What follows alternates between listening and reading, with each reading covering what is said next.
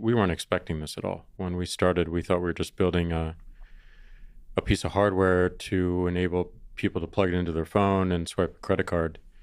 And then as we talked with people who actually tried to accept credit cards in the past, we found a consistent theme, which many of them weren't even allowed to process credit cards. And we dug a little bit deeper, again, asking that question.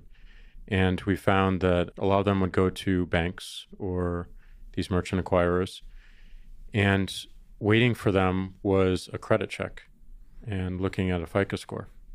And many of the businesses that we talked to, and many small businesses, they don't have good credit or a credit history. They're entrepreneurs who are just getting started, taking a lot of personal risk, financial risk. And it just felt ridiculous to us that for the job of being able to accept money from people, you had to get your credit checked. And as we dug deeper, we realized that wasn't the intention of the financial industry, but it's the only tool they had available to them to understand authenticity, intent, predictor of future behavior. So that's the first thing we actually looked at. And that's where the software really came in terms of risk modeling. So when we entered the space, only about 30 to 40% of the people who applied to accept credit cards would actually get through the system. We took that number to 99%. And that's because we reframed the problem, we built credible models, and we had this mindset of we're going to watch not at the merchant level, but we're going to watch at the transaction level.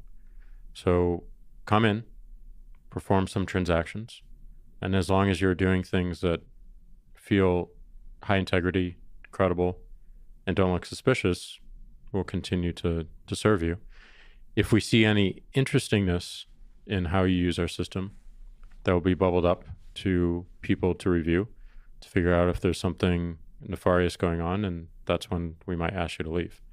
So the change in the mindset led to the technology that we needed to enable more people to get through and to enable more people to access the system.